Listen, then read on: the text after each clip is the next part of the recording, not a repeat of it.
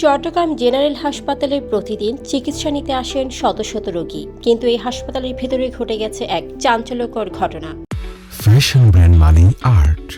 গত ৩ অর্থ বছরে হাসপাতাল আয় করেছে কোটি টাকার বেশি ইউজার ফি, কিন্তু এর মধ্যে ৫৮,৬৯,৩৯০ টাকা রাষ্ট্রীয় কোষাগারে জমা পড়েনি। এই বিপুল অর্থ আদায় করেছেন ক্যাশিয়ার মোহাম্মদ আজিজুল হক সেলিম। অভিযোগ উঠেছে তিনি সময় মতো অর্থ জমা দেননি, এমনকি অনেক টাকা জমাই করেননি।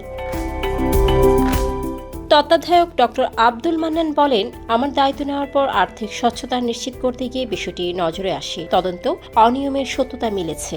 একাধিক চিঠি দেওয়া হলেও ক্যাশিয়ার সেলিম এ বিষয়ে কোনো ব্যাখ্যা দেননি। তার দাবি, সব জমা দিইনি, ঠিক আছে, তবে বকেয়া টাকা জমা দেব। বিভাগীয় স্বাস্থ্য দপ্তর গঠন করেছে ৩ সদস্যের তদন্ত কমিটি। কমিটি অভিযুক্তের বক্তব্য গ্রহণ করে প্রতিবেদনও জমা দিয়েছে।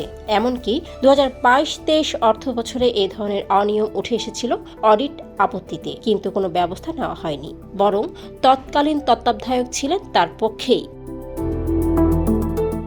প্রতিদিনের রোগীর সেবার আড়ালে এভাবে যদি কোটি টাকার অর্থ জবাবহীন থাকে, তাহলে প্রশ্ন উঠবেই, কে দেবে এর জবাব? ডেস্ক রিপোর্ট, সারাদিনের সংবাদ। ফ্যাশন ব্র্যান্ড মানে art. Men's, ladies and kids wear. Art, be smart.